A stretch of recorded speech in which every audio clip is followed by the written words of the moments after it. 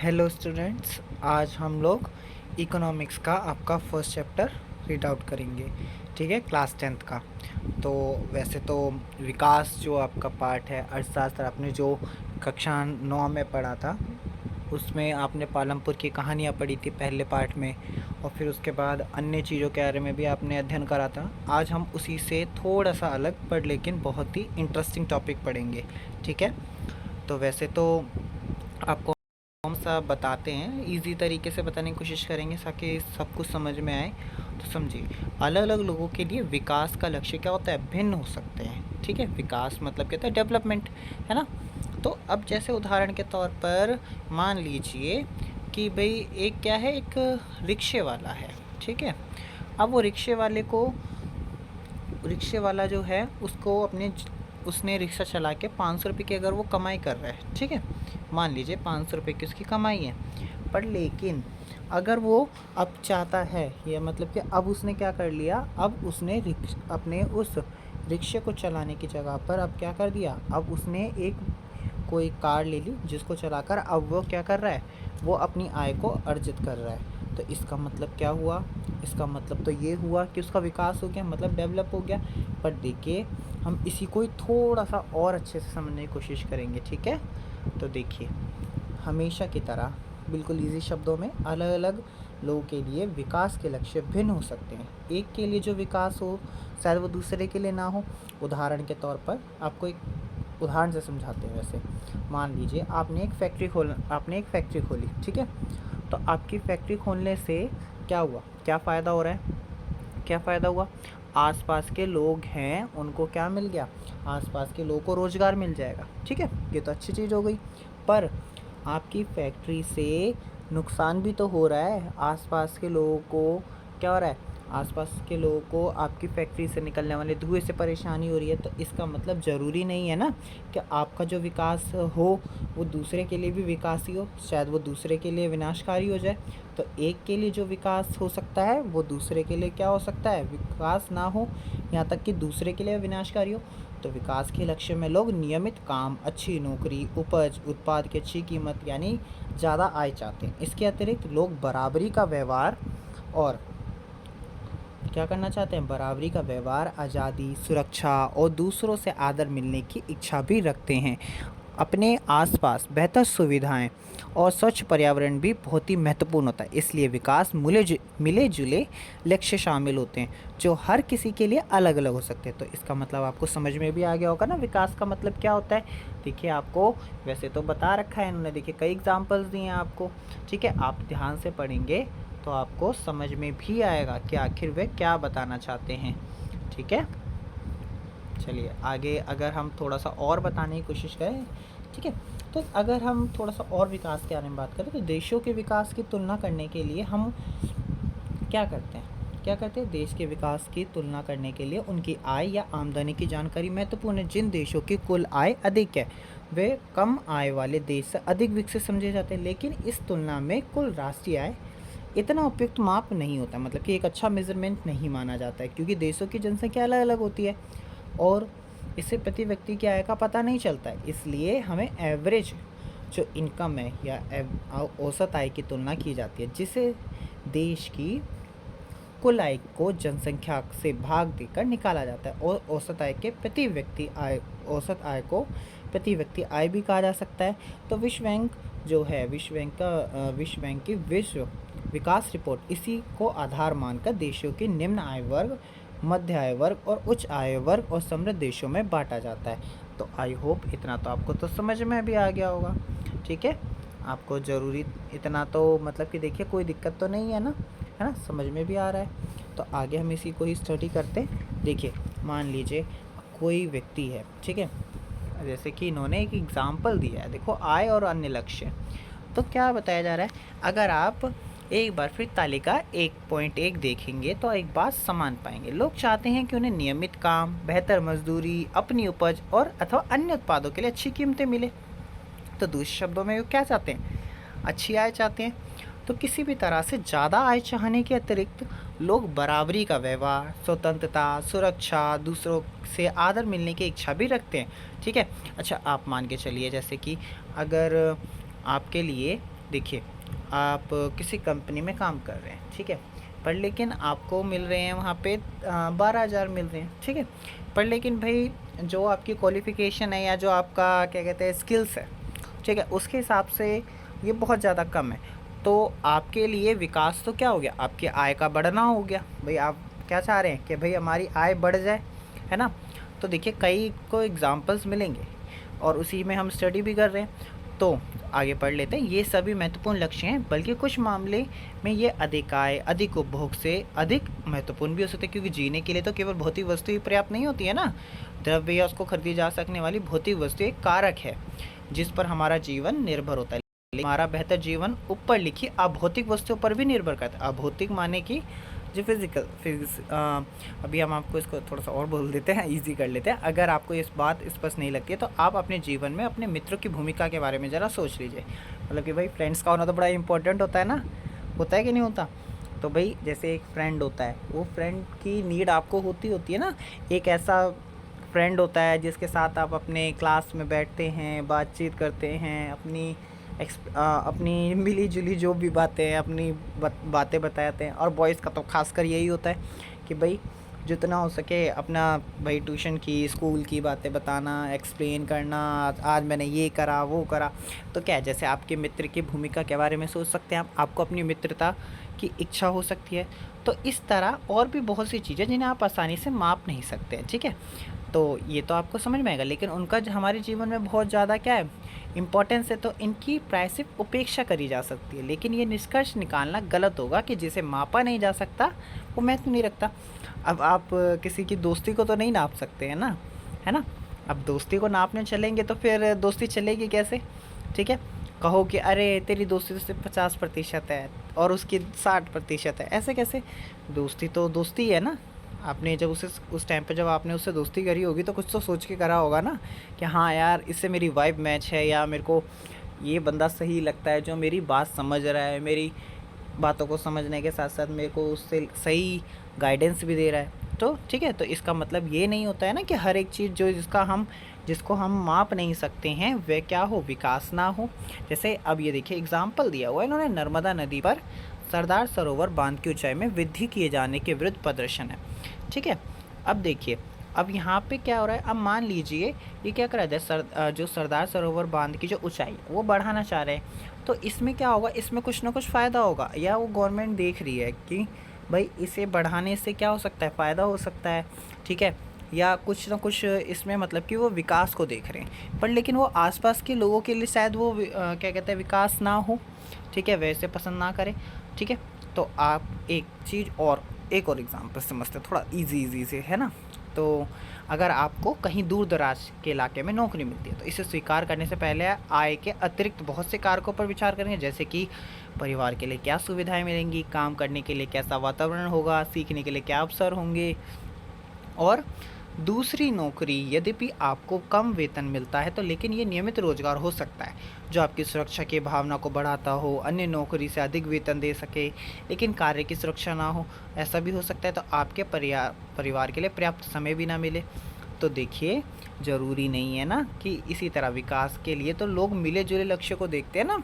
तो अब जैसे यदि महिलाएं वेतनभोगी कार्य करती है, मतलब कि महिला क्या कर रही हैं, ऐसा कार्य कर रही है जिस पे उन्हें कुछ ना कुछ मतलब पेमेंट मिलता है, तो घर और समाज में उनका आदर बढ़ता है, ठीक है।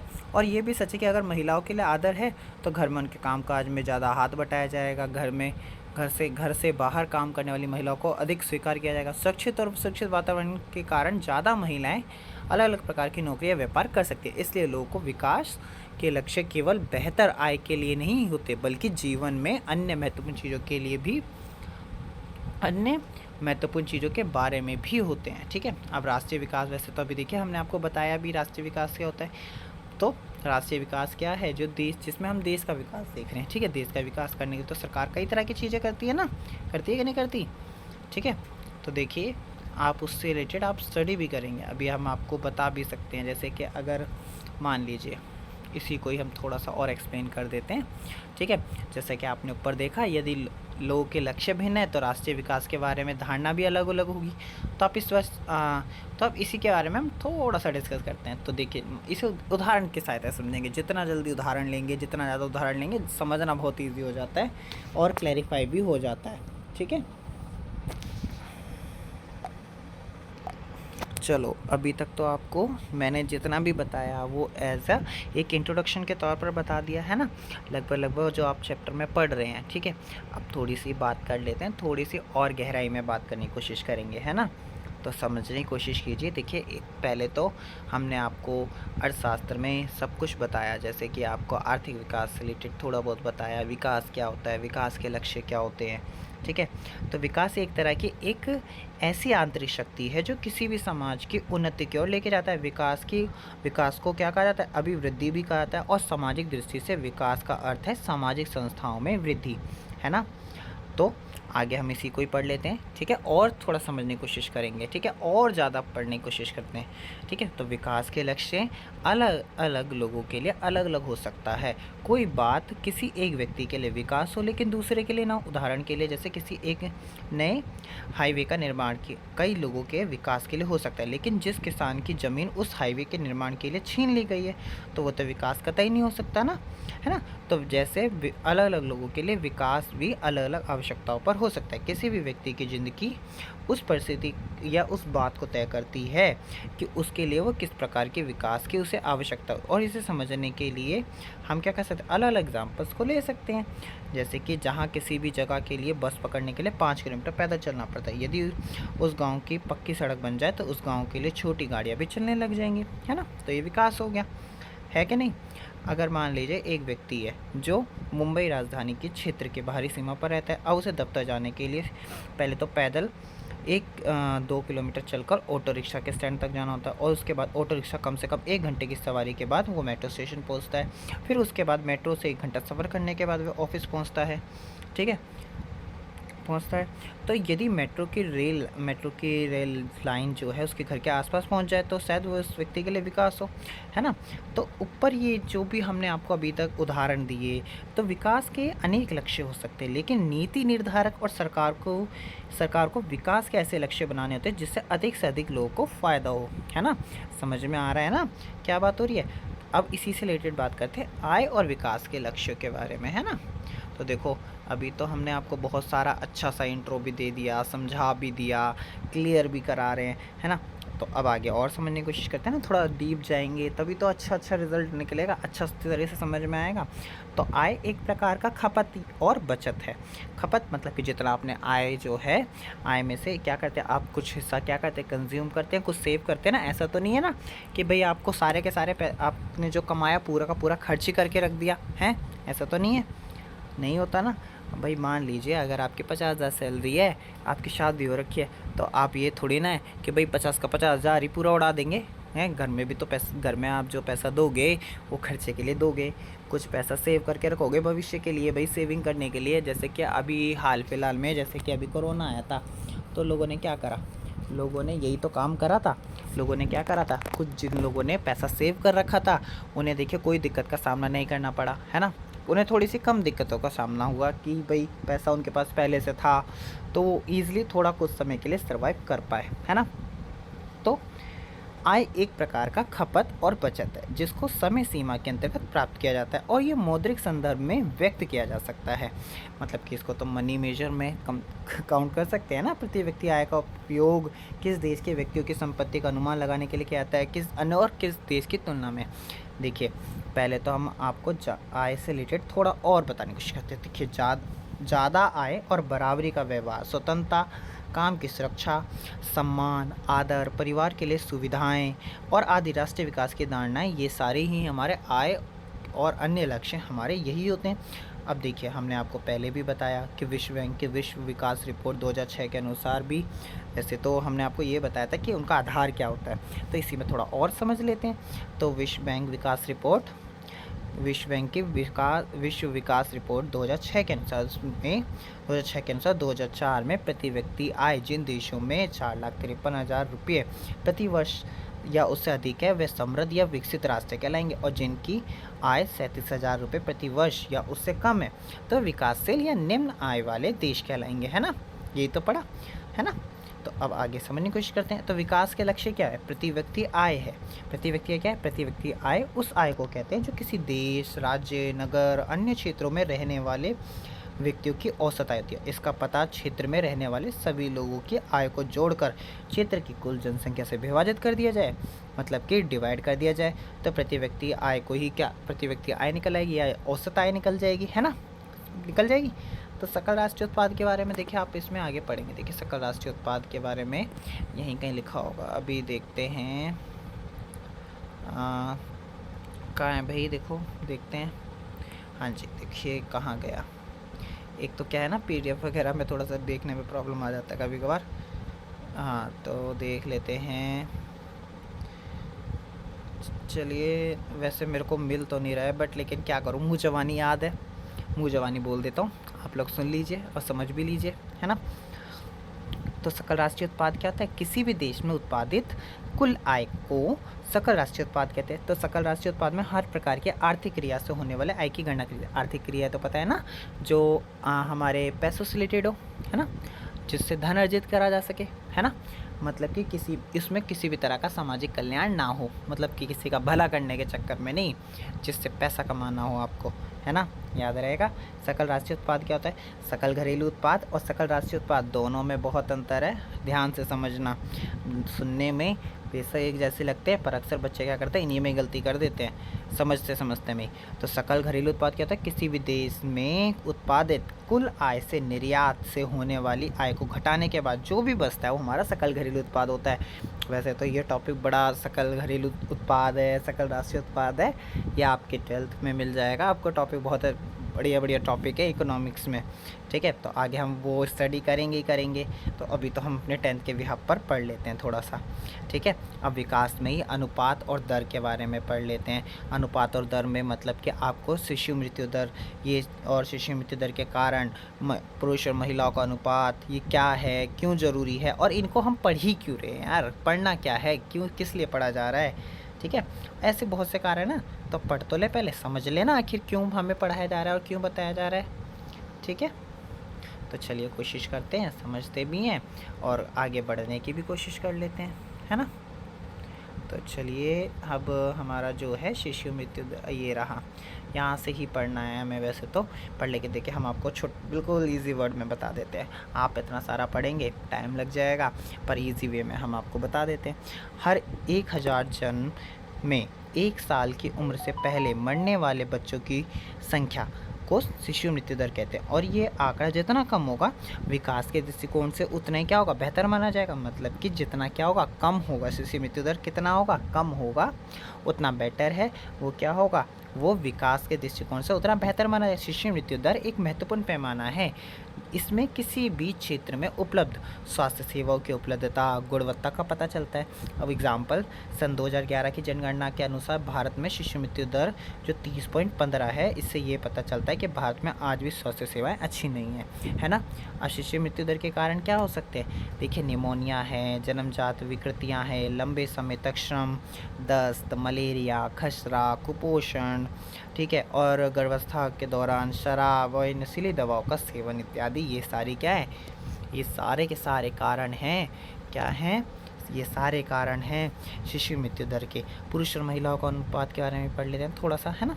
तो प्रति 1000 पुरुषों की तुलना में महिलाओं की संख्याओं का लिंग अनुपात, महिलाओं की संख्याओं को लिंग अनुपात कहते हैं। यदि ये आंकड़ा कम होता है तो इससे पता चलता है कि देश या राज्य में महिला के खिलाफ कितना खराब माहौल है ना। भाई देखो, सोच के चलो, अगर फॉर एग्जांपल, ठीक है, अगर पूरे देश में, एक एग्जांपल के तौर पर समझने की कोशिश करना ना, है ना, अगर 1000 मेल्स हैं, ठीक है, 1000 मेल्स है, ठीक है, पर लेकिन 500 फीमेल्स हैं, ठीक है, तो अब क्या होगा, अब क्या होगा, अब हमारे पास फीमेल्स की संख्या कम है। तो इसका रीज़न क्या है? मतलब कि रीज़न तो हमारे यहाँ पर ही है ना।